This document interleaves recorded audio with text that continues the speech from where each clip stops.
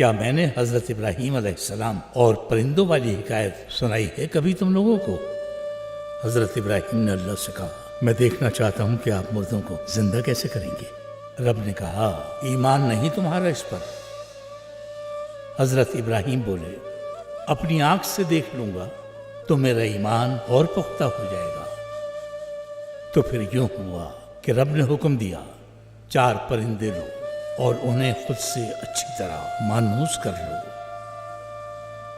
پیر مولانا حضرت لکھتے ہیں کہ وہ 4 پرندے ہنس، مور، مرغا اور کوّا تھے۔ حضرت ابراہیم نے اللہ کے حکم کے مطابق انہیں خود سے خوب مانوس کر لیا، تو اس کے بعد رب نے انہیں ذبح کر کے ان کے دھڑ الگ الگ پہاڑیوں کی چوٹیوں پر رکھنے کا حکم دیا۔ ابن اسحاق اس کی تفسیر میں مزید لکھتے ہیں اور اس سلسلے میں مزید حیرت انگیز بات یہ تھی حضرت ابراہیم نے پرندوں کے ٹکڑوں کو آپس میں ملا بھی دیا تھا اور ان کے 4 حصے کر کے 4 پہاڑی چوٹیوں پر رکھ دیے۔ صرف ان کے سر اپنے ہاتھ میں لے کر وہ ایک ایسی جگہ چلے گئے جہاں سے پہاڑیاں نظر آ رہی تھی اور آواز دی کہ اے پرندو اللہ کے حکم سے زندہ ہو جاؤ۔ تو وہ ٹکڑے ہر پرندے کا ایک ایک حصہ اسی پرندے میں جڑنے لگا، یہاں تک کہ وہ اپنی پچھلی حالت پر واپس آ گئے، بس ان کے سر نہیں تھے۔ حضرت ابراہیم نے دوبارہ انہیں پکارا تو وہ بے سر پرندے پنجوں کے بل دوڑے چلے آئے اور اپنے سروں سے جڑ گئے۔ یہ بتاؤ ہمیں اس قصے سے کیا سبق ملتا ہے؟ کیونکہ ہر قصے میں سبق ہوتا ہے، ورنہ تو وہ فضول ہے بالکل۔ حضرت ابراہیم ایمان نہیں رکھتے تھے جو اللہ سے مردے زندہ کرنے کو کہا؟ استغفر اللہ۔ تو پھر ان آیات سے آپ کے علم میں کیا آتا ہے؟ حضرت ابراہیم ایمان رکھنے کے باوجود اپنی آنکھوں سے معجزہ دیکھنا چاہتے تھے، وہ پورے وثوق کے ساتھ یقین کرنا چاہتے تھے۔ آیات سے ہمیں غور و فکر کی ہدایت ملتی ہے، تلاش کرنا چاہیے، غور کرنا چاہیے، صحیح راہ پر ہمیں تفکر کرنا چاہیے، تحقیق اور کوشش کرو۔ کیا ایمان پر نہ ہونے والا جد جہد کر سکتا ہے؟ حضرت ابراہیم نے ایمان کے باوجود کہا اے رب مجھے دکھائیے۔ یہ قصہ عقل استعمال کرنے کا سبق دیتا ہے۔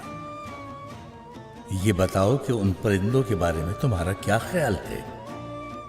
میں اپنی بات قاز کے بارے میں پیر مولانا حضرت کے الفاظ پر ختم کرتا ہوں۔ کافی وقت ہو گیا ہے۔ ہنس یعنی ہرس لالچ کی علامت ہے۔ ہرس انسان کو اندھا کر دیتی ہے۔ کوئی ویسے اندھا ہو تو اللہ کی رحمت اس کے ساتھ ہوتی ہے، لیکن کوئی انسان اگر خود کو ہرس کے ہاتھوں اندھا کر لے وہ رحمت سے محروم کر دیا جاتا ہے۔ ہنس دیکھو زمین کے اوپر اور پانی کے اندر کے ہر جاندار شے کو کھا لیتا ہے۔ ہنس کے اس ہرس کا سبب اس کا اپنے رب پر بھروسہ نہ ہونا ہے۔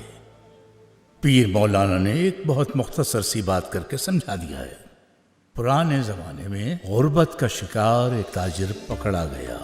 وہ شخص چور اور دھوکے باز تھا، بس اسے قید میں ڈال دیا۔ لیکن وہ چور تھا کہاں باز آتا۔ اس چور نے تو قید خانے میں موجود تمام قیدیوں کو لوٹ لیا، ان کو ایک ایک پائی سے محروم کر دیا۔ تب وہاں کے تمام قیدیوں نے مشورہ کیا اور قاضی کے پاس گئے۔ قاضی نے چور کے شر سے قیدیوں کو محفوظ رکھنے کے لیے چور کو رہا کر دیا۔ چور نے بجائے خوش ہونے کے الٹا اعتراض کر دیا، قاضی صاحب یہ آپ کیا کر رہے ہیں؟ یہ قید خانہ تو میری جنت ہے، آپ نے مجھے جیل سے آزاد کر دیا تو میں زندگی کیسے گزاروں گا؟ قاضی نے اسے بھوسے سے لدے اونٹ پر بٹھایا۔ اس دور کے قاضی نے ہر انسان کو اطلاع دینے کے لیے 10 زبانیں بولنے والے ایک ڈھنڈورچی کو اس کے ساتھ کر دیا، جیسا کہ اس زمانے میں عام طریقہ تھا۔ وہ ڈھنڈورچی سارا دن اونٹ پر بیٹھا بستی بستی اعلان کرتا رہا، اور وہ شخص بھوسا بکنے سے ملنے والی رقم کی خواب ہی دیکھتا رہا۔ ڈھنڈورچی اعلان کرتا رہا 10 زبانوں میں، وہ تاجر کس قسم کا دھوکے باز اور کس قسم کا چور انسان ہے۔ اونٹ سوار سوچتا رہا کہ شام ہوتے ہی اس کے ہاتھ میں بہت سے پیسے ہوں گے۔ جب شام ہوئی تو اونٹ سوار نے کہا بس اب مجھے میرا بھوسا بکنے کے پیسے تو دو۔ لوگوں نے کہا تم بے خبر ہو، تمہیں نہیں خبر کہ وہ کیا اعلان کر رہا ہے؟ دھوکے باز شخص ہو تم۔ کیسا بھوسا، کیسی رقم؟ ہر کوئی سن رہا ہے لیکن تم نے نہیں سنا۔ اور اب آپ لوگ یہی سوچ رہے ہوں گے کہ یہ کیا بات ہوئی، کون ڈھنڈورچی، کیسا اونٹ سوار؟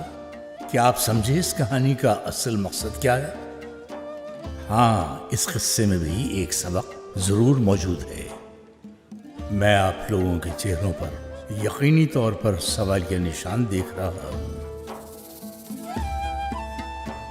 یہ دنیا ہر کسی کو لوٹ لینے کی مہارت رکھنے والی لٹیری اور دھوکے باز ہے۔ وہ ڈھنڈورچی جو 1 2 نہیں 10 مختلف زبانوں میں خبردار کر رہے ہیں، پیغمبر ہیں اللہ کے۔ حریص کی مثال ان انسانوں کی ہے جنہیں بھوسا بیچ کر ملنے والی رقم کی دھن میں نہ سامنے کوئی چیز دکھائی دیتی ہے نہ اعلان سنائی دیتا ہے۔ تاجر کی طرح جس کا قلب سیاہ ہو چکا ہے، وہ خبردار کرنے والے پیغمبروں کی آواز تک نہیں سنتے۔ انہیں دنیا میں سوائے اس کے کسی بات سے سروکار نہیں ہوتا کہ ان کا مقام ہو، رتبہ ہو، سونے چاندی کے انبار لگا لے وہ زندگی میں۔ ایسے انسان پھر جب کوئی خطا کر بیٹھے تو اس کی تلافی کرنے کی خاطر اس خطا سے بھی بڑا کوئی نقصان اٹھا لیتے ہیں۔